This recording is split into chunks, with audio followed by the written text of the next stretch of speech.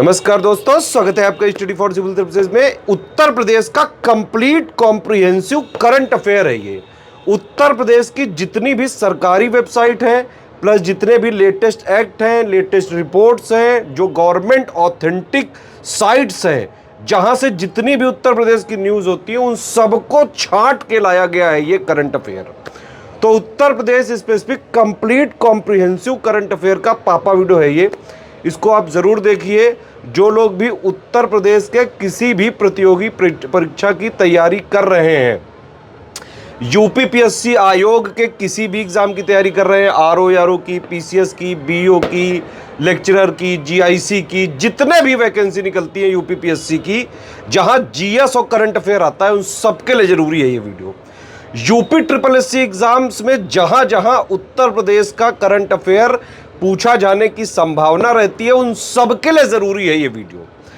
और अगर आप जो है उत्तर प्रदेश के बाहर के हैं लेकिन उत्तर प्रदेश के एग्जाम्स की तैयारी कर रहे हैं, तो ये वीडियो ज़रूर देखिएगा। वन स्टॉप डेस्टिनेशन है उत्तर प्रदेश के सभी एग्जाम्स को प्रिपेयर करने के लिए, स्टडी फॉर सिविल सर्विसेज। अगर आप स्टडी फॉर सिविल सर्विसेज को फॉलो करते हैं तो यूपी के सारे एग्जाम्स में, यूपीपीएससी के आरओ में हो गया, पीसीएस में हो गया, बीओ में हो गया, और भी जितने एग्जाम्स हैं जहां जीएस और करंट आती है, उसके लिए आप सिर्फ और सिर्फ एक ही सोर्स पर रिलाई कर सकते हैं, वो है study for civil services.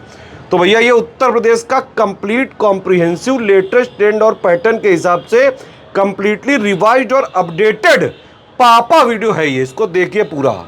Video के लिए हम पहले ही बता चुके हैं, वीडियो फ्री थे, फ्री है, फ्री रहेंगे। पिछले 8 साल से इसको फॉलो करने वाला, स्ट्रिक्टली फॉलो करने वाला सिर्फ एक यूट्यूब चैनल है, वो है study for civil services. PDF paid ही रहेंगी इनकी, मंथली बाइलिंगुअल यूपी करंट की, बिहार करंट की, टोटल करंट की पीडीएफ आप हमारे ऐप में पा सकते हैं। पापा पीडीएफ वाला फोल्डर में आप जो है सर्च करके बाई करके डाउनलोड कर सकते हैं। इस वाले वीडियो में पिछले महीने का यूपी का, उत्तर प्रदेश का जितना करंट अफेयर सभी एग्जाम्स के लिए जरूरी है, सिर्फ उतना ही लिया गया है।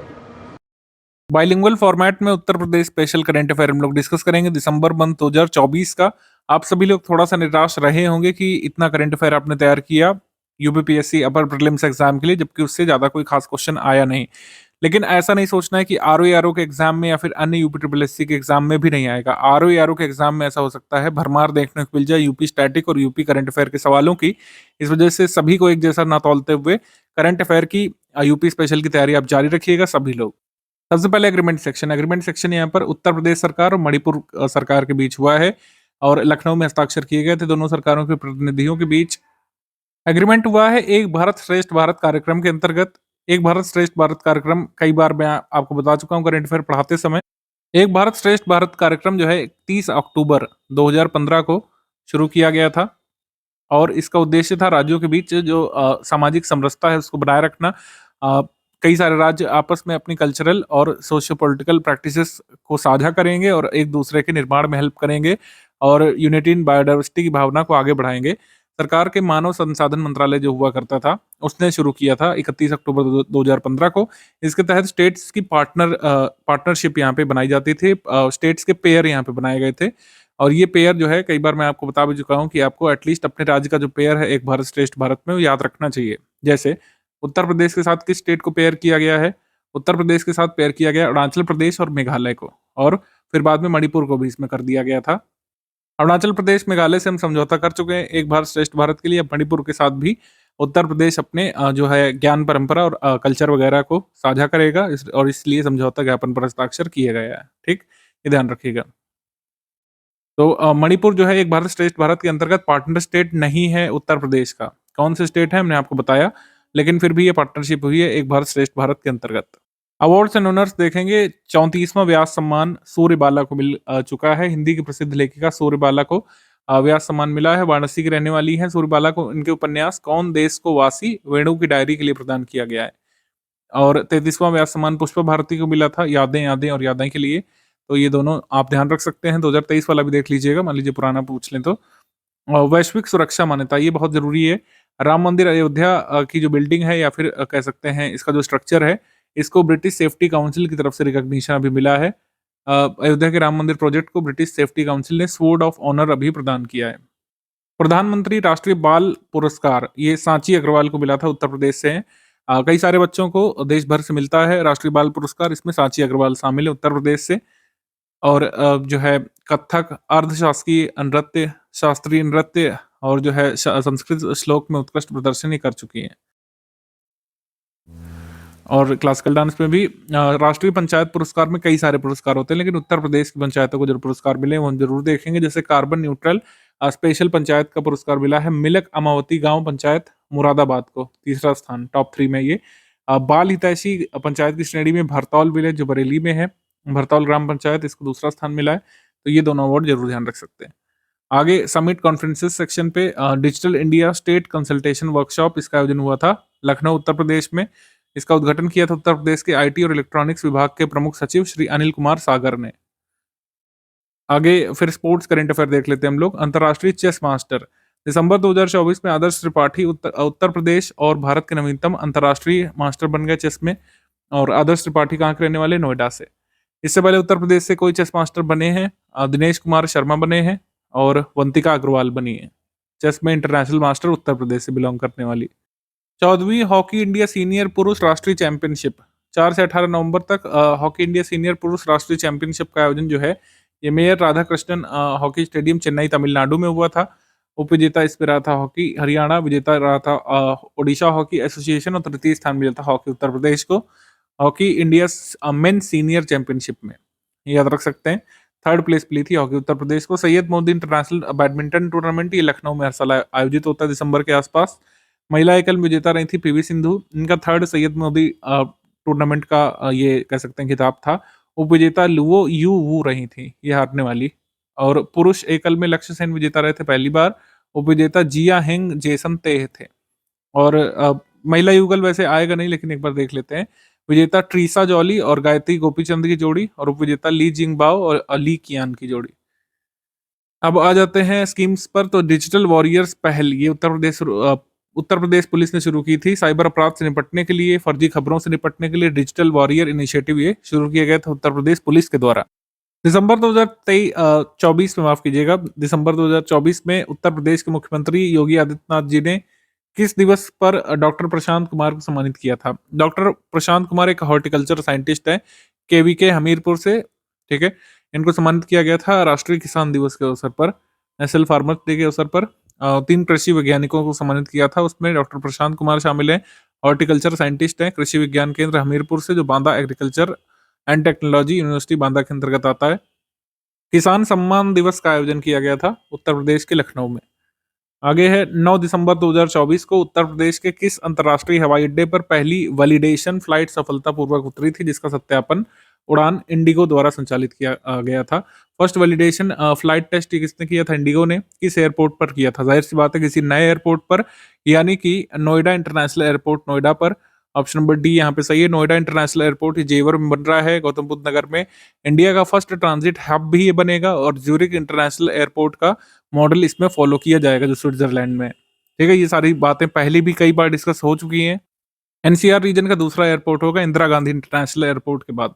आंसर यहाँ पर सही हो जाएगा डी। काफी एम्बिशियस प्रोजेक्ट है उत्तर प्रदेश सरकार का, जल्द ही शुरू भी होने वाला है। 23 दिसंबर 2024 को प्रधानमंत्री नरेंद्र मोदी जी ने उत्तर प्रदेश के प्रयागराज में लगभग कितने करोड़ रुपए की विभिन्न विकास परियोजनाओं का लोकार्पण और शिलान्यास किया था। तो प्रयागराज में करीब 5500 करोड़ रुपए की परियोजनाओं का लोकार्पण शिलान्यास किया था। Option number B. देखिए लोकार्पण और शिलान्यास कई बार आप लोग सुनते रहते हैं। लोकार्पण का मतलब हो गया कि कोई योजना पूरी हो गई, उसको शुरू कर दिया, उसका उद्घाटन कर गया कि पब्लिक यूज के लिए शुरू हो गया। शिलान्यास का मतलब है कि पब्लिक यूज के लिए कोई प्रोजेक्ट या इंफ्रास्ट्रक्चर प्रोजेक्ट बनने वाला है, उसकी ईंट रखी जाती है सांकेतिक तौर पर और उसका कंस्ट्रक्शन शुरू होता है। तो शिलान्यास यानी कंस्ट्रक्शन शुरू और लोकार्पण यानी कि बन करके रेडी हो गया है, पब्लिक यूज के लिए तैयार है। आर्कियोलॉजिकल सर्वे ऑफ इंडिया ने संभल में मुगलकालीन शाही जामा मस्जिद के नियंत्रण और प्रबंधन के लिए संभल के सिविल कोर्ट से अनुरोध किया है, जिसमें मस्जिद को संरक्षित विरासत स्थल का दर्जा दिया गया है। ये सही है, संरक्षित विरासत स्थल यानी कि कंजर्व्ड हेरिटेज साइट का दर्जा इसको मिल गया है, प्रोटेक्टेड हेरिटेज साइट का। संभल की जामा मस्जिद को बाबर के समय में बनवाया गया था इसको। उत्तर प्रदेश चीफ मिनिस्टर योगी आदित्यनाथ जी ने काउ बेस्ड नेचुरल फार्मिंग को इंक्रीज करने के लिए प्रमोट करने का निर्णय लिया है। इन्होंने कहा है कि काऊ बेस्ड नेचुरल फार्मिंग से प्रति एकड़ 10 से 12,000 रुपए की बचत होकर के किसानों की आय में बढ़ोतरी हो सकती है। तो ये भी सही है। आंसर इस पे हो जाएगा सी, 1 एंड 2 बोथ करेक्ट। सी। हाल ही में उत्तर प्रदेश में भारत के पहले विधि मंत्री डॉक्टर भीमराव रामजी अंबेडकर की 69वीं पुण्यतिथि कब मनाई गई थी? 6 दिसंबर 2024 को बनाया गया था। इसको महापरिनिर्वाण दिवस के रूप में बनाते हैं। इंडिपेंडेंट लेबर पार्टी जो है भीमराव रामजी अंबेडकर ने किस वर्ष में स्टैब्लिश की थी, ये आपको कमेंट करके बताना है। और ये भी कमेंट कर सकते हैं कि चुनाव में इस पार्टी ने कितनी सीटें जीती थी। निम्नलिखित में से किस शहर को उत्तर प्रदेश सरकार द्वारा भारत के पहले एआईसीटी के रूप में डेवलप किया जाना है? तो भारत का पहला एआईसीटी जो है लखनऊ में आएगा, ये ध्यान रखिएगा, बहुत जरूरी है ये। और मैं बार बार इसको बताता रहता हूँ क्योंकि एग्जाम में आएगा जरूर। आगे बढ़ते हैं हम लोग। महाकुंभ 2025 में एक ड्रोन शो कराया जाएगा। ड्रोन शो में महाकुंभ और प्रयागराज संबंधित पौराणिक कथाओं को दर्शाया जाएगा, जिससे लोग एजुकेट हों कि महाकुंभ एक्चुअली है क्या और क्यों मनाया जाता है, क्यों इतने सारे साधु आकर के हर 12 वर्ष में जमा होते हैं महाकुंभ में। प्रयागराज के धार्मिक और आध्यात्मिक महत्व को उजागर करना इसका उद्देश्य है। स्थानीय लोगों के लिए एक अनूठा अनुभव ये होगा। ये सही है। आंसर यहाँ पर सही हो जाएगा सी, 1 एंड 2 बोथ करेक्ट। सी। हाल ही में उत्तर प्रदेश सरकार ने राज्य के कितने जिलों में उच्च शिक्षा को बढ़ावा देने के लिए स्पेशल एजुकेशन जोन सृजित करने का निर्णय लिया? कितने डिस्ट्रिक्ट्स में ये बनेंगे, ध्यान रखिएगा। 6 जिलों में बनेंगे special education zones. Option number C यहाँ पे सही है, 6।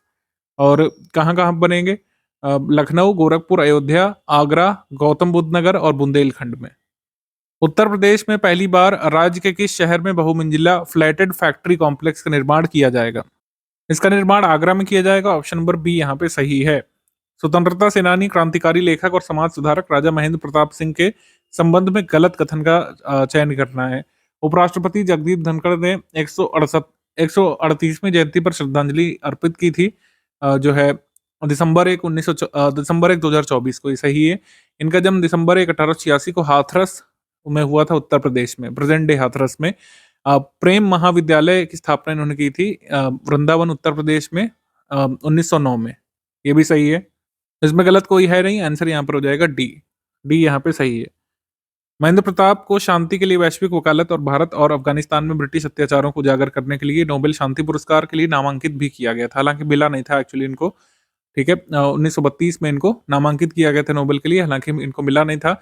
हम मॉडर्न हिस्ट्री में राजा महेंद्र प्रताप के लिए एक एमसीक्यू जरूर पढ़ते हैं और एग्जाम में आता भी है कि 1915 में फर्स्ट वर्ल्ड वॉर के दौरान एक प्रोविंशियल गवर्नमेंट या गवर्नमेंट इन एक्साइल की इन्होंने शुरुआत की थी। प्रोविंशियल गवर्नमेंट यानी एक प्रांतीय सरकार की इन्होंने शुरुआत की थी। कहाँ पे की थी? काबुल में, काबुल अफगानिस्तान में। काबुल में 1915 में इन्होंने स्टैब्लिश की थी। ये खुद प्रेसिडेंट बने थे इस सरकार के, राजा महेंद्र प्रताप। और इन्होंने प्रधानमंत्री किसको बनाया था? एम बरकतुल्लाह को। एम बरकतुल्लाह को इन्होंने प्रेसिडेंट बनाया था और खुद मतलब ये प्राइम मिनिस्टर बनाया था और खुद जो है प्रेसिडेंट बने थे इस प्रोविंशियल गवर्नमेंट के। अगला क्वेश्चन, 25 दिसंबर 2024 को उत्तर प्रदेश के लखनऊ में पूर्व प्रधानमंत्री अटल बिहारी वाजपेयी जी की प्रतिमा का अनावरण किसने किया था? तो प्रतिमा का अनावरण जो है योगी आदित्यनाथ जी ने राजनाथ सिंह जी के साथ मिलकर किया था। तो आंसर यहाँ पर सही हो जाएगा E, more than one of the above हो जाएगा। राजनाथ सिंह और चीफ मिनिस्टर योगी आदित्यनाथ जी ने 10 फीट की ब्रॉन्ज स्टैचू का अनावरण किया था गोमती नदी के किनारे कुंडिया घाट में।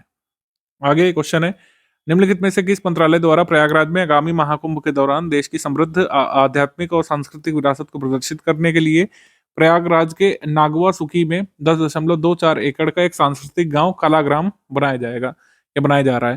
तो जाहिर सी बात है कलाग्राम मिनिस्ट्री ऑफ कल्चर बनाएगा। ऑप्शन नंबर बी यहाँ पे सही है। संस्कृति मंत्रालय द्वारा जो है एक कलाग्राम बनाया जाएगा कुंभ के दौरान प्रयागराज में। किस गांव में? नगवा सुखी गांव में। कौन सा कथन गलत है? राज्यसभा के 55 सांसदों ने इलाहाबाद उच्च न्यायालय के न्यायाधीश न्यायमूर्ति शेखर कुमार यादव को हटाने के लिए राज्यसभा के सभापति को एक जो है प्रस्ताव सौंपा था। इन पर आरोप लगाया गया था कि इन्होंने माइनॉरिटीज के खिलाफ हेट स्पीच दी है। तो ये सही कथन है। अगला है 124 आर्टिकल और 218 आर्टिकल्स के अंतर्गत 124 के अंतर्गत सुप्रीम कोर्ट के जजेस और हाई कोर्ट के जजेस जो है आर्टिकल 218 के अंतर्गत रिमूव की जा सकते हैं प्रेसिडेंट के द्वारा on grounds of proven misbehaviour and incapacity. तो प्रूवन मिसबिहेवियर को आधार बना करके जो है रेजोल्यूशन यहाँ पे राज्यसभा एमपीज ने सौंपा था। तो आंसर यहाँ पर सही हो जाएगा C, both 1 and 2 correct, C. Greater Noida के जेवर में जो नोएडा इंटरनेशनल एयरपोर्ट बन रहा है, पहली कॉमर्शियल फ्लाइट कब से शुरू होने की उम्मीद की जा रही है? अप्रैल मंथ 2025 से। अप्रैल मंथ 2025 से पहली फ्लाइट शुरू होने जा रही है। ऑप्शन नंबर बी यहाँ पे शुरू हुए, मतलब ये सही है। कृष्ण जन्मभूमि शाही ईदगाह विवाद के संबंध में कौन सा कथन सही है? भारत के मुख्य न्यायाधीश संजीव खन्ना की अध्यक्षता वाली सर्वोच्च न्यायालय की बेंच ने मथुरा में कृष्ण जन्मभूमि शाही ईदगाह विवाद पर सुनवाई करना शुरू कर दिया है। ये टेम्पल 1618 में बना था मथुरा में, और लॉर्ड कृष्ण के बर्थ प्लेस पर ये बनाया गया था। और जो हिंदू साइड है वो इन्होंने जो है अपना तर्क रखा है कि मुगल रूलर तत्कालीन औरंगजेब ने इस टेम्पल को डिमोलिश करवाया था 1670 में शाही ईदगाह मस्जिद बनवाने के लिए। सुप्रीम कोर्ट ने सर्वे करने का आदेश दिया है शाही ईदगाह मॉस्क के लिए। आंसर यहाँ पर सही हो जाएगा, all of the above correct. ठीक है, तीनों ही स्टेटमेंट यहाँ पे करेक्ट हैं। डी। दिसंबर 2024 में उत्तर प्रदेश के किस जिले में खुदाई के दौरान लगभग 125 से 150 वर्ष पुरानी बावड़ी मिली है, जो 400 वर्ग मीटर क्षेत्र में विस्तृत है? तो संभल में ये बावड़ी मिली है। ठीक है, स्टेपवेल हम लोग कह सकते हैं इसको, सीढ़ीदार कुआं कह सकते हैं इसको, बावड़ी बोलते हैं। उत्तर प्रदेश के अयोध्या में भगवान श्री राम की विश्व की सबसे ऊंची प्रतिमा लगाई जानी है। इस प्रतिमा की ऊंचाई कितनी रखे जाने की अनुमान लगाया गया है? 251 मीटर ऊंची प्रतिमा लगाई जाएगी अयोध्या नदी के किनारे, माफ कीजिएगा, अयोध्या में सरयू सरयू नदी के किनारे। ऑप्शन नंबर बी यहाँ पे करेक्ट है। अभी को एक सप्लीमेंट्री बजट पेश किया है उत्तर प्रदेश सरकार ने। ये ओरिजिनल बजट का कितना परसेंटेज है? 2.42%। छोटा सा बजट पेश किया है, 17,865.72 करोड़ रुपए का। ठीक है, और जो है सेकंड सप्लीमेंट्री बजट जो है, तो पहले और दूसरे सप्लीमेंट्री बजट को जोड़ दें तो टोटल बजट जो है इस साल का कितना पहुंच गया है? 7,66,513.36 करोड़ रुपए। दूसरे अनुपूरक बजट में सबसे ज्यादा किस डिपार्टमेंट को पैसे दिए गए हैं? ऊर्जा विभाग को। हमारा आंसर इसमें हो जाएगा सी, 1 एंड 2 बोथ करेक्ट, सी। आगे क्वेश्चन है, रामनगरी अयोध्या के संबंध में कौन सा विकल्प सही है? अयोध्या ने उत्तर प्रदेश के आगरा के प्रसिद्ध पर्यटन स्थल ताजमहल को पीछे छोड़ते हुए शीर्ष पर्यटक आकर्षण केंद्र बनने का रिकॉर्ड बनाया है। अभी तक आगरा में सबसे ज्यादा टूरिज्म होता था उत्तर प्रदेश में, लेकिन इस साल हुआ है अयोध्या में। रीजन बहुत क्लियर है, राम मंदिर का उद्घाटन क्या होना। तो पहला कथन सही है। सेकंड कथन कह रहा है कि जनवरी 2024 से सितंबर 2024 के बीच अयोध्या में 135.5 मिलियन घरेलू पर्यटक और 3135 अंतर्राष्ट्रीय पर्यटक आए थे। ये सही। अयोध्या में पर्यटन में ये वृद्धि मुख्य रूप से मंदिर के उद्घाटन से प्रेरित है। यह भी सही है। ठीक। नॉट करेक्ट कौन सा है? ताजमहल को जो है 115.9 मिलियन विजिटर्स ने विजिट किया 2024 में। यह आंकड़ा गलत है, क्योंकि जो आगरा में विजिटर्स आए थे 125.1 मिलियन विजिटर्स आए थे। इसमें 115.9 जो है डोमेस्टिक विजिटर्स थे या डोमेस्टिक टूरिस्ट थे। आगे है, सही कथन चुनना है। Uttar Pradesh government e market place platform को पूरी तरीके से अपनाने वाला भारत का पहला राज्य बन गया है। ये करेक्ट है। जीईएम को पूरी तरीके से इम्प्लीमेंट अपनाने वाला पहला राज्य बन गया है उत्तर प्रदेश। सेकंड है, सुप्रीम कोर्ट ने डायरेक्ट किया है हरियाणा उत्तर प्रदेश की सरकारों को कि फायर क्रैकर्स पर यानी पटाखों पर कंप्लीट बैन लगाएं एनसीआर रीजन में टिल फर्दर ऑर्डर्स। ये भी सही है। आंसर यहाँ पर सही हो जाएगा सी, 1 एंड 2 बोथ करेक्ट, सी। दिसंबर 2024 में उत्तर प्रदेश सरकार ने सभी विभागों, निगमों और प्राधिकरणों में सरकारी कर्मचारियों की हड़ताल पर कितनी अवधि के लिए प्रतिबंध लगा दिया है? एस्मा एक्ट 1966 को फिर से इन्वोक किया है राज्य सरकार ने। तो विभागों, निगमों और प्राधिकरणों में सरकारी कर्मचारी हड़ताल नहीं कर सकते हैं। तो जो है 6 मंथ के लिए एस्मा एक्ट को इन्वोक किया उत्तर प्रदेश की सरकार ने। ऑप्शन नंबर सी यहाँ पे सही है, सी। आगे है, निम्नलिखित में से कौन सा कथन सही है? दिसंबर 2024 में मुख्यमंत्री जी ने पुलिस आधुनिकीकरण के क्रम में एंटी नारकोटिक्स टास्क फोर्स के लिए डिजिटल वॉइस लॉगर के लिए धनराशि मंजूर की थी। ये सही। इलाहाबाद हाईकोर्ट ने इंटरिम प्रोटेक्शन यहाँ पे हम्माम को प्रदान कर दिया है। 1620 में अलीवर्दी खान द्वारा तुर्की शैली में एक इमारत बनवाई गई थी हम्माम। ठीक है, इसको संरक्षण अभी प्रदान किया है इलाहाबाद हाईकोर्ट ने। इसको हमाम भी कह सकते हैं लोकल लैंग्वेज में। हमाम बेसिकली पब्लिक बाथ प्लेस होता था, जो खुले में लोग नहाते थे बड़ी सी जगह पर, उसको हमाम बोलते थे। ठीक है, 1620 में बनवाया गया था। कहाँ पे? आगरा में। ठीक है, ये पूछ सकते हैं। हमारा आंसर इसमें हो जाएगा सी, 1 एंड 2 बोथ करेक्ट। दिसंबर 2024 में केंद्रीय कैबिनेट उत्तर प्रदेश के 5 शहरों में मतलब केंद्रीय कैबिनेट द्वारा 5 केंद्रीय विद्यालयों को मंजूरी प्रदान की गई है। कौन सा शहर इसमें नहीं शामिल है? तो 5 केवीज जो है बढ़ने वाले हैं उत्तर प्रदेश में, तो इस तरीके से 127 केवीज हो जाएंगे। और लखनऊ में नहीं बनेगा। ठीक है, लखनऊ में तो नहीं बनने वाला है। तो जो है बाकी डिस्ट्रिक्ट्स में बनेगा, जैसे कि अयोध्या में, जौनपुर, कन्नौज, बिजनौर और महाराजगंज में केंद्रीय विद्यालय बनेगा। लखनऊ में नहीं बनेगा, जो अभी 5 मंजूर किए गए उसमें से।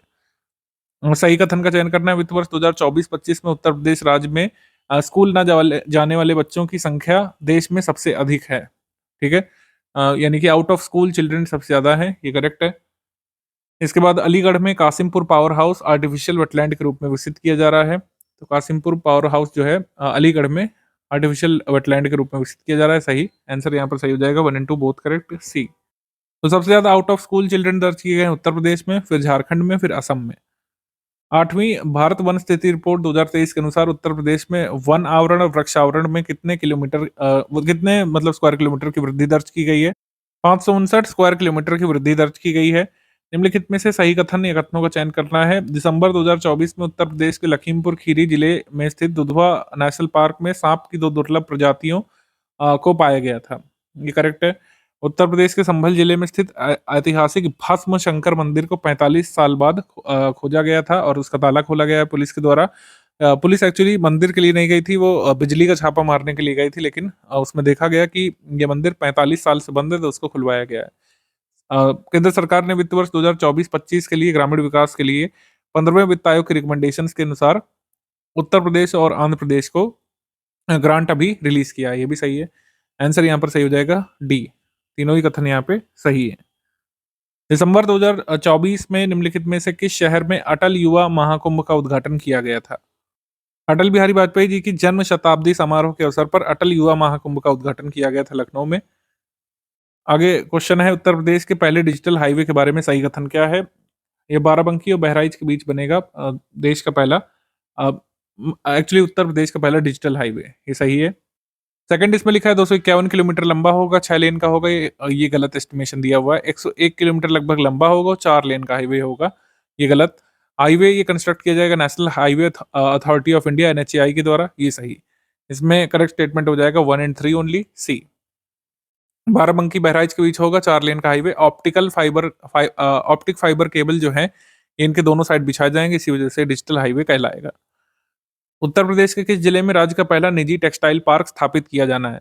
उत्तर प्रदेश में एक्चुअली 11 ऐसे निजी टेक्सटाइल पार्क यानी प्राइवेट टेक्सटाइल पार्क जो एस्टेब्लिश किया जाना है, पहला एस्टेब्लिश होगा इन 11 में से सी शामली में सी।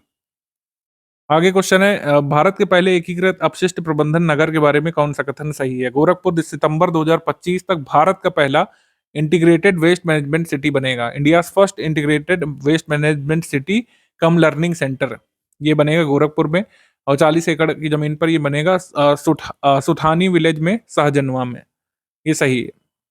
एनटीपीसी ने इसमें 300 करोड़ रुपए इस प्रोजेक्ट में जो है लगाए हैं और इससे पावर जनरेशन भी करेंगे एक्चुअली। तो हमारा आंसर क्या हो जाएगा इसमें? डी यहाँ पे सही है, all of the above correct. शहर से शिक्षण केंद्र सहजनवा के सुथनी गांव में बनेगा, गोरखपुर में। उत्तर प्रदेश को एक प्रमुख वैश्विक पर्यटन स्थल के रूप में स्थापित करने के लिए राज्य सरकार मैड्रिड स्पेन में, बर्लिन जर्मनी में, यहाँ पर जो प्रतिष्ठित अंतर्राष्ट्रीय पर्यटन व्यापार मेले लगने वाले हैं, यहाँ पर महाकुंभ 2025 को एग्जिबिट कर रही है और लोगों को यहाँ आने के लिए एक तरीके से बुला रही है। उत्तर प्रदेश सरकार बुलाएगी। जो prestigious international tourism trade fair लगने वाले मैड्रिड में, स्पेन में और बर्लिन जर्मनी में, वहाँ पर महाकुंभ को प्रमोट किया जाएगा कुल मिला करके। मिनिस्ट्री ऑफ रेलवेज जो है 300 स्पेशल ट्रेन यहाँ पर चलाएगी महाकुंभ मेले के लिए। इनमें से 560 ट्रेनें जो हैं ये रिंग रेल रूट पर चलेगी प्रयागराज के लिए। ये दोनों सही है कथन। आंसर यहाँ पर सही हो जाएगा D, none of the above correct, incorrect. Basic animal husbandry statistics अभी जो लेटेस्ट वाले आए हैं, उत्तर प्रदेश दुग्ध उत्पादन में कौन से स्थान पर है? तो उत्तर प्रदेश दुग्ध उत्पादन में एक बार फिर से फर्स्ट पर आ गया है। 16.21% टोटल जो दुग्ध उत्पादन है उत्तर प्रदेश से आता है, तो उत्तर प्रदेश आ गया फर्स्ट पे। ठीक है, और फिर जो है राजस्थान है उत्तर प्रदेश के बाद, फिर मध्य प्रदेश है, फिर गुजरात है दुग्ध उत्पादन के मामले में, फिर महाराष्ट्र है, फिर पंजाब है। बल्क ड्रग पार्क के संबंध में कौन सा कथन यहाँ पे सही है? उत्तर प्रदेश सरकार द्वारा ललितपुर जिले में एक बल्क ड्रग पार्क की स्थापना की जा रही है, ये सही कथन है। इस पार्क पर राज्य सरकार लगभग 8,000 करोड़ रुपए का निवेश करेगी।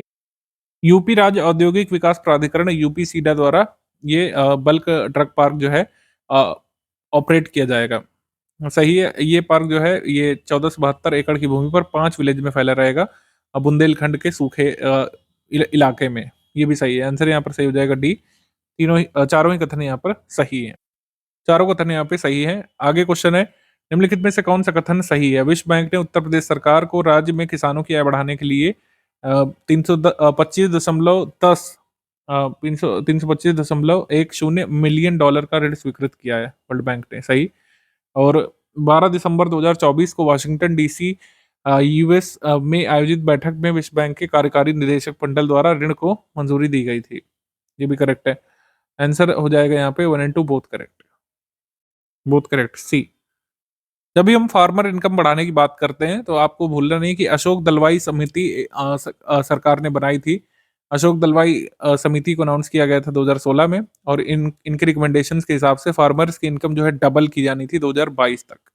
2022 तो निकल चुका है, खैर इन सब बहस में नहीं जाते हैं। ये आंकड़े जरूर ध्यान रखिएगा कि 2022 तक फार्मर्स इनकम डबल करने का लक्ष्य रखा गया था। 2016 में फेब में ये अशोक दलवाई कमेटी इसके लिए बनाई गई थी। कमेटी एक्चुअली में बनी थी अप्रैल 2016 में, ये ध्यान रख सकते हैं। उत्तर प्रदेश सरकार उत्तर प्रदेश मदरसा शिक्षा बोर्ड अधिनियम 2004 में संशोधन करने जा रही है, जिसका उद्देश्य ये रहेगा कि मदरसे जो है सिर्फ 12th क्लास तक का एजुकेशन यहाँ पे प्रोवाइड कर सकते हैं। इससे ज़्यादा इससे ज़्यादा बड़े लेवल के कोर्सेज चलाने की उनको अनुमति नहीं रहेगी। ठीक है, तो मदरसा अधिनियम की जो कह सकते हैं टेक्निकलिटीज़ हैं, उनको थोड़ा-सा कर्टेल करना चाहती है उत्तर प्रदेश सरकार, क्योंकि मदरसा बोर्ड जो है उसको अनकॉन्स्टिट्यूशनल पहले ठहराया गया था इलाहाबाद हाई कोर्ट के द्वारा। फिर इस निर्णय को रिवर्स किया सुप्रीम कोर्ट ने, तो ज़ाहिर-सी बात है कि उत्तर प्रदेश सरकार अपने लेजिस्लेशंस का प्रयोग करके उसमें अपने मन का काम करना चाहेगी।